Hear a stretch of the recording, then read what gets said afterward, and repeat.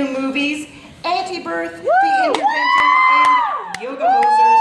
We can't believe she found time to be on our show. Please welcome Natasha Lyonne.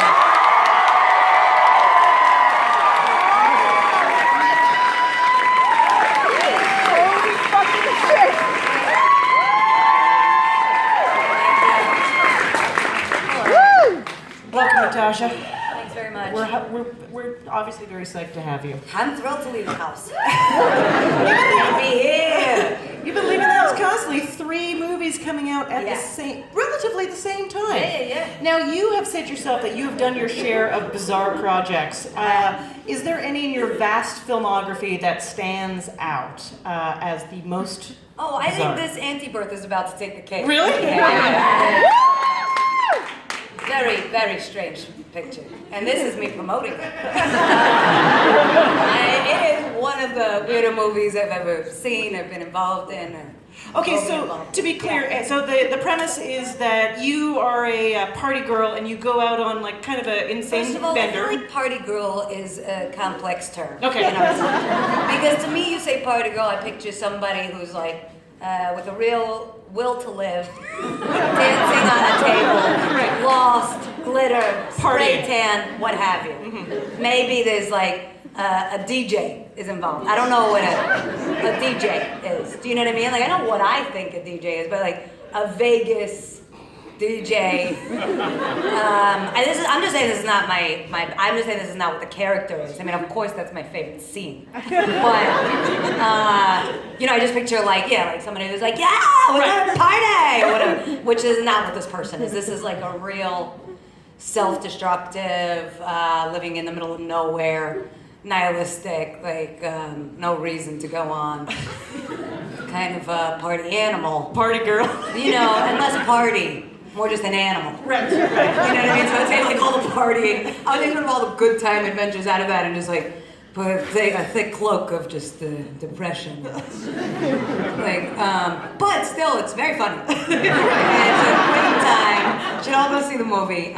Okay, so the character uses Lou. drugs. Lou uses drugs, alcohol, and going out at night to hide the pain. Not even. I mean, I don't think it's a secret. I don't think there's a lot of hiding happening in Lou's life. I think she's pretty much just walking around. That's root beer. That is a hell of an animal. It's a gorgeous animal. Lou is just hanging out. What is she doing? She's chain smoking, eating fast food, Slurpees, Whippets. Yes, pizza. When she's, cleaning the motel room, she finds pizza, eats the pizza. Maybe there's a cigarette butt in the pizza. She's like, oh, look, half a cigarette. I think that's what she's up to. Okay. When we meet her. And then one night, she kind of doesn't remember how extreme the night went. Yeah. And she... Bad night. Bad night. And Dark turn. And becomes pregnant with a demon. I remember filming the movie. Now the content of it, it's sort of like if it was Sam Kinison instead of Mia Farrow in Rosemary's Baby, is what ends up happening.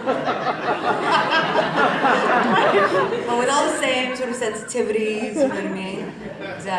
Danny Perez is a wonderful guy, wrote and directed it. I knew him before, wrote it for me and Chloe Sevigny, and I really am a big fan of the movie. It's the kind of movie, it's not a perfect movie, but it's definitely the kind of movie that I believe in.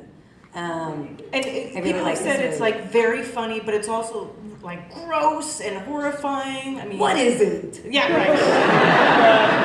What are these people? I think I bought the Playboy Mansion. Saw that one. Today Really? it just happened. The deal just went through. So What? Are you kidding me? No, it was a crazy move. It was really You put bought the aside. Playboy. I did. I bought the Playboy Mansion.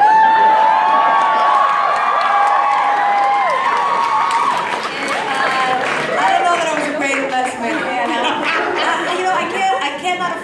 I cannot afford it. I don't think it's gonna go well. I asked no one to advise me. I just was like, yeah, buy it. And She's serious? I was at a poker game. No way. I was at a poker game in Chinatown, and one thing led to another, and I bought the Playboy Mansion. So I'm really hoping people go see the movie because I need the funds. The mortgage is out of control. But just to be clear, you at a poker game in Chinatown and then buying the Playboy Mansion is not the plot of Antibirth. That's just real. No, that's what I'm saying. I think this character is very grounded. How do you can't boil the Playboy Mansion. How do you... I always carry a spare pair of panties, Smart. sunglasses, and prescription glasses.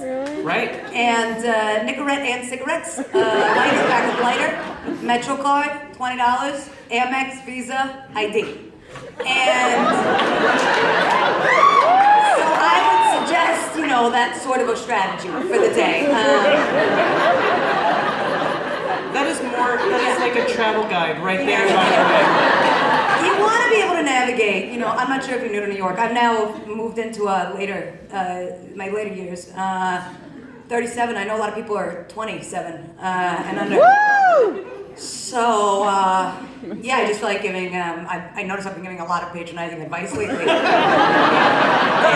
And that would be wear a sensible shoe. So, I think the thing is that mostly for me, my experience post 35 was it was no longer appealing the idea of wobbling, looking for a taxi. And I don't even mean just tipsy, that ended long ago, but I'm still this way. And I just mean, you try and you're like, oh, can we get a cab? You don't want to be that person. No. You need a sensible shoe. I feel like you can That's cute if you're a 19-year-old party girl. Yeah. Then that's your look. You have to be in. No, and you stumble and everyone's like, Non-walkers. it's adorable, right? Yeah, or it's tragic, but still. Right. You know what I mean? Right. Later on, it just moves into wow, she does not know how to walk. Right. When you stumble on your heels, everyone's like, when is she going to get it together, Yeah, when is she right? no wonder she's an unmarried woman. Excellent movie. Excellent movie. I feel like you can give a lot of patronizing advice from the Playboy Mansion, by the way. That is what I should do. It's now just become one giant feminist mansion, and I'm just opening up 20-year-old girls, what to do with your life. Yeah, but still. You are a feminist role model to many women. Not only because That's who you are, nice.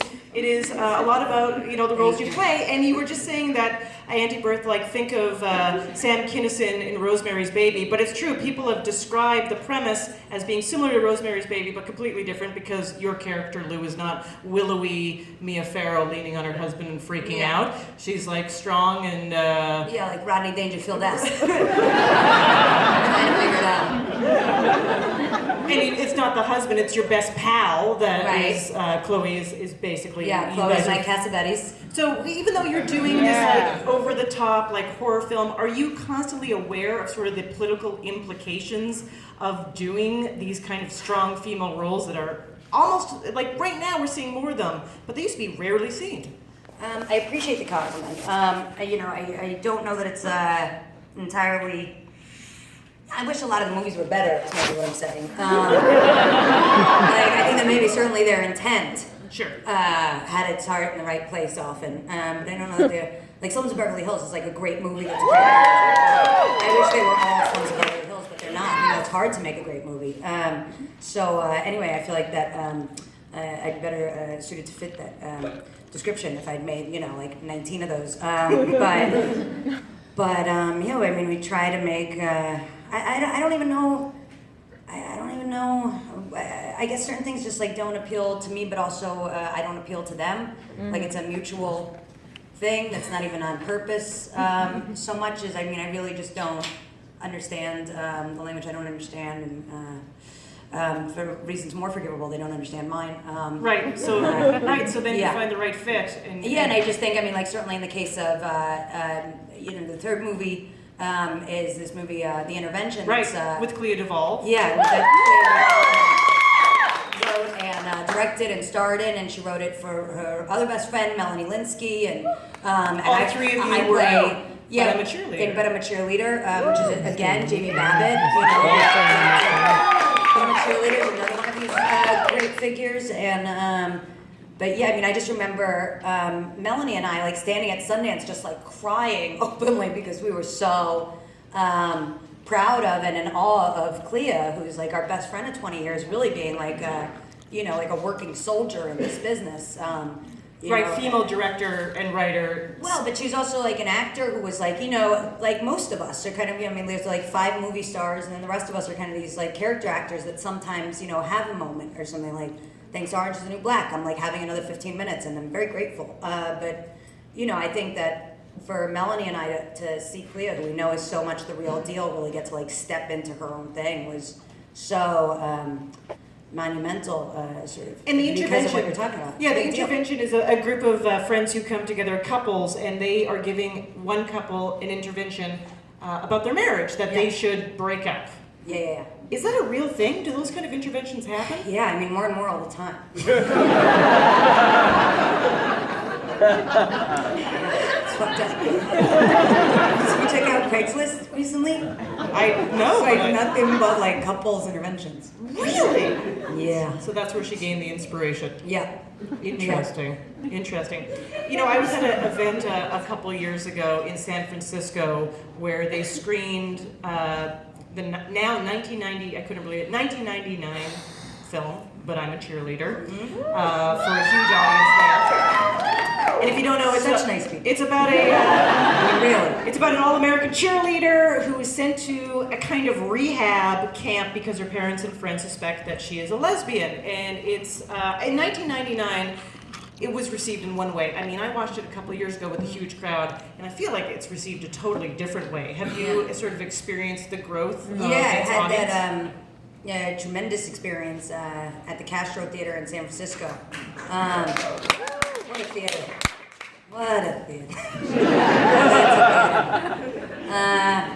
And I mean, it was bananas. It also came complete with a drag show, Peaches Christ drag show. It was just, first of all, I was really struck by how much it was like a John Waters movie. In part because it was like on film, and so it still had the little like crackles, and you could really feel like Mink Stoll and divine qualities in it. Yeah. Of even sort of like broad choices and bright colors, like, but I'm a homosexual. I mean, it really holds up. It's just got so much heart, that movie, and it was at the time just sort of, off but special. Right. I mean, it's really aged. It's aged well. I feel like people are still discovering it for the first time and being like, "This is an amazing movie." Well, what was interesting when you were just describing it is, that she's a girl. It hadn't really occurred to me until you said it. And I was with 400 people, 400 of my closest friends, but and that was really when I began to hear things for the first time. But you said that her parents want to send her to this quote-unquote homo rehab, as they say in the movie, and I mean, what's so interesting is that she doesn't want to go because she doesn't think she's gay. Right. She has no idea what they're talking about. And in many ways, it occurs to me now that that's sort of a lot of what's changed. Is like being gay was such a subculture thing, even just 15 short years ago, that it was still like so. I mean, and still, I think it's a complex relationship with like denial and kind of like this like even more intense and confusing sort of experience of shame because it's kind of out there, but because it's still considered other. Like I mean, and speaking to a lot of my close friends, it's both like I know like one girlfriend of mine recently had a hard time because she was so like accepting of like and like loved the idea of being gay, but when she really discovered that she herself was, and she's now about to get married to her fiance, for some reason like that was still really complex for her because she was like of still my generation of like mid-30s, and I think it was still like the idea of telling her parents was just as kind of heavy, and yet in the past like few years it's really sort of shifted into like kind of having sexuality as like you're kind of a sucker in the first place, like if you kind of like identify as anything, that's such a different experience. I mean, so it really speaks to that being such a different time, that like would Megan in But I'm a Cheerleader, like But I'm a Cheerleader in 2016, she would sort of probably be aware that she was gay if she was, you know, like 17 and in high school. I mean, here she's like with remember like the Sarah McLachlan and like the girls, the models in her locker and just like ogling like Michelle Williams and just like, I mean, like really like into the ladies, you know? And has no self-awareness about it because it's like feels like such a outer space idea that she could possibly be gay. So I mean, I think that's very good news. It is good news, yeah. Right, so you're known from that movie. Of course, you're known as for your roles in Water. Ever seen 2001? Sorry. I feel about everything. That's what they call brain damage. What happened? Hi. Being amazing. End of story. Okay, thanks. Cut to the end of the story, and I'm just wondering, since you play a lot of gay characters, what it's like for you to be seen as a queer role model? I mean, it's something I don't take lightly. You know, Yeah.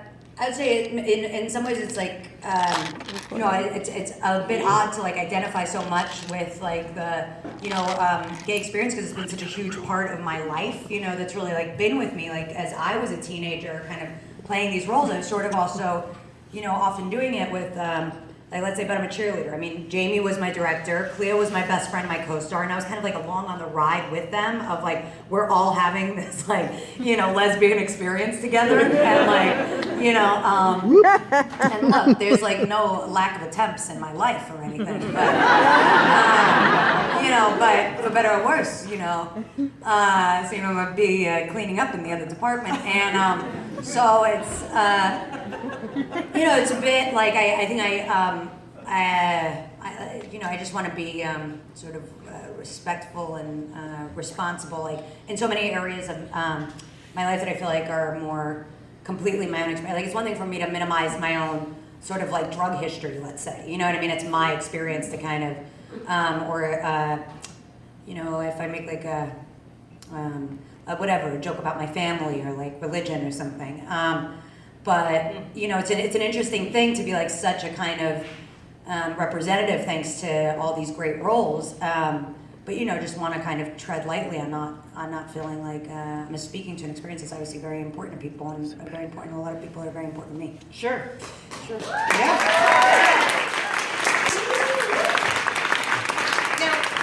Two fun things I learned about you by reading about you. In a recent article, I read that you're not only an avid reader, but you demand to read the longest, thickest, most intimidating books out there.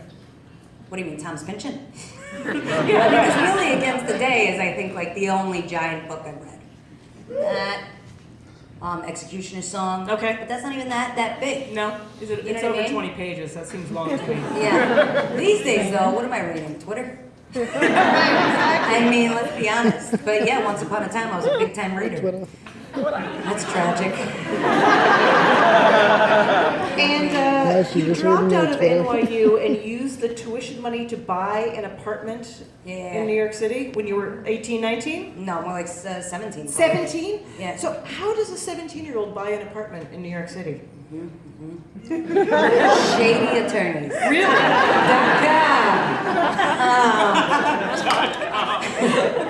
I mean, I can hook you up with a guy. What do you need a guy? If you need a guy, I got a fucking guy. That's a lot of, I mean, that's a lot of wherewithal to go and be like... you know, what had I done? I'd done, made the Woody Allen movie. Yeah. I was 16. And then got kicked out of school for it. And selling weed. So then my mother was like a Jewish divorcee on the Upper East Side. I was a scholarship kid up there at Yeshiva. It's a Jewish school for Jews. The rabbis really thought that I was, you know, not a good influence. And, but you know, I spoke good Hebrew, good Talmud student, whatever. And then so she goes to Miami. So then I only applied to NYU, to Tisch. In the meantime, I'd done an excellent movie. Disney presents Richard Dreyfuss in Krippendorf's Trap. Yes. I mean, I've never been in integrated film now. So with that money and the other money, I was like, all right, now I have like, you know, a bit of money. It's all my money. The only school I applied to was Tisch. I was like, I'm gonna be a film and philosophy double major. You know, I'm like, think about some things, write them down, make movies. That was my plan. Then what happened is I was like reading the Times, because back then we didn't have cell phones. And like now I would never read it. And then I saw it was like Gramercy adjacent studio.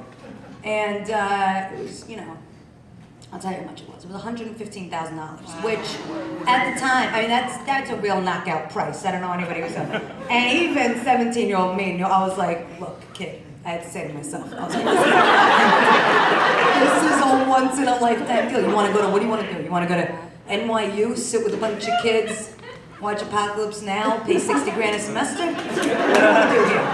Right? Because we only got the 100. So, yeah, so I'm adjacent. So,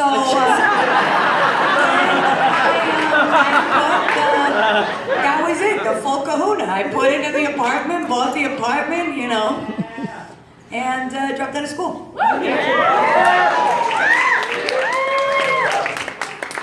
If you live in New York, you know that was a genius move. If you don't live in New York, I'm telling you, that was a fucking genius move. All right, Natasha, are you ready for an Ask Me Another challenge? Yes. All right.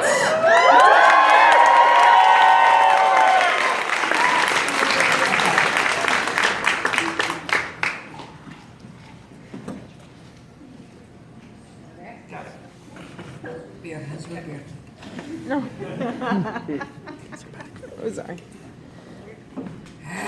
Hello. You guys are really very nice, being so nice to me. Thank you. You know that movie, Carrie? They're all gonna laugh at you. And then the blood falls down. And they don't always so relieved when things go well. Movie. So thank you. It's a lot to me. God, that was such a fucked up night for Carrie. It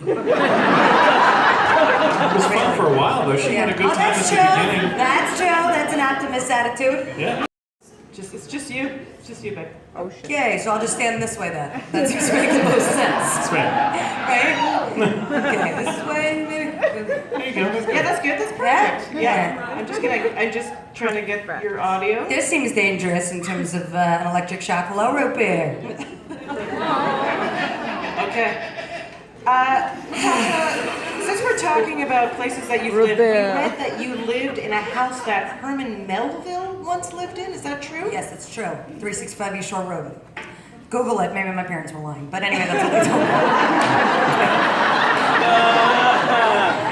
It was. My father was kind of like a low-level con man, so I wouldn't be shocked.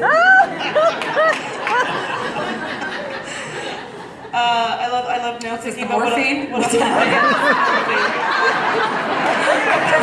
That one's one drip, that one's two drips. There we go. Because I just became all that jazz. Next question. What else about my father?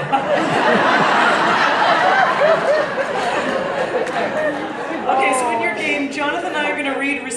Jonathan and I will read descriptions of real authors' homes, and all you have to do is guess whose home we are talking about.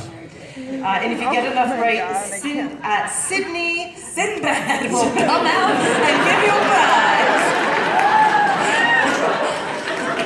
If you get enough right, Sydney Malatesta from Cincinnati, Ohio will win an Ask Me Another Rubik's Cube. Okay. You understand? Yeah, Sydney. it's a big deal. And if you need a hint, our Pulsiger Art Chung is standing by. If I need what? If you need a hint, you can ask our Pulsiger Art Oh, Chung. okay. Yeah. Hi, how's it going? All right, so here's your Well, first let's ask for a question. hint. Just want to make sure I got the roll straight. Okay, because I want a nice clean game. Yeah. I'm going to ask you a question. You're probably going to get it right, but if you're stumped, you just go, Art, how about a hint? And he's going to provide you with something. Art. Art. What a great name. Remember that Weird Al and Alda play, Art? Yeah, sure. Yeah, good. Nobody thought of that anymore. I can still see the ad. 2002 or something. Art. Al and Alda. Just be On clear. Broadway. Yeah. I mean, Well, let's just see how this goes. Okay, I'll be over here. I feel like it's gonna go great. All right, here's your Do I first. need to use this? I'm sorry to hit You don't. No. Feel free to. but I can if I want. Unless you can. want to, yeah. It's very sensitive. No, the light just tells you when you can buzz it. That's when it's armed. So give it a shot. Yeah, this seems like okay. Do you want All to right, try? ready. Okay. You won't find a Juliet balcony on this simple house built in the 1500s in Stratford-upon-Avon, where all the world's a stage. Okay. So now I guess the author. Yep. Okay, so if it's not, if it's not Shakespeare, then something's wrong. That's right. It is Shakespeare. It is Shakespeare. It's an interesting phrasing of the answer. It's kind of like Jeopardy, but a little bit different. It's not Shakespeare, it's Shakespeare. You should.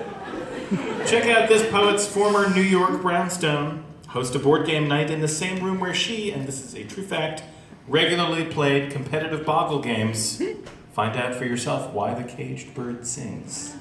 And Maya Angelou. Yes! I like the way you said it. There was a way that you said it that sounded very familiar. Mm-hmm. Like your pal. I think we have the same birthday, so that's probably why.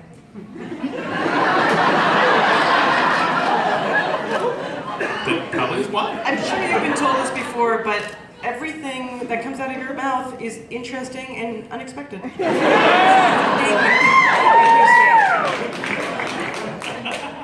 The author of Murder on the Orient Express may have been a hoarder. Her home is full of a large collection of silverware, china, and books. Her welcome mat should read, "And then there were none." Agatha Christie. Agatha Christie is it. And I haven't read a book in like 6 years. No, that's not true. This is your last. This is your last clue. Okay. Hunter S. Thompson. Sorry, I got too cocky. And that was my fault, and I regret it. And I hope that does not go on. How embarrassed are you going to be if it's Hunter S. Thompson?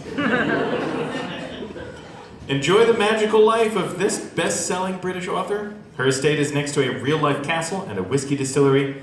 But why leave the grounds when she's built a recreation of Hagrid's hut, where you and Daniel Radcliffe Don't can even. reminisce? Oh, so J.K. Rowling? Yeah! I have never read those books, so I was concerned. I'm a huge fan. Because I thought I was maybe confusing her with the Hobbit. Huge fan. She gets that a lot, I'm sure. No, because I never say her name. You know what I mean? Yeah. Well, I love Game of Thrones. I know. You felt the heat of the nerd audience, and then you gave them something a little extra just to let them know something. I don't want any trouble. I love Game of Thrones. Natasha, you did fantastic. We can go to Repusker Archung, but I know the answer. You got them all right, so you and Sydney both win Ask Me Another Rubik's Cube.